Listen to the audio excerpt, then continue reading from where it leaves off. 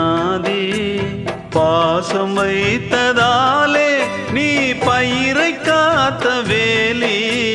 பயிரை காத்த போதும் வீண் பழியை சுமந்த நீதி சாமி வந்து கேட்டிடுமா வீண் பழியை தீர்த்திடுமா விண்ணுக்கும் மண்ணுக்கும் சம்பந்தம் உண்டுன்னு சொன்னது யாரு அது மன்னவன் பேரு அந்த வானத்தை போல மனம் படைச்ச மன்னவனே பனி துளிய போல குணம் படைச்ச தென்னவனே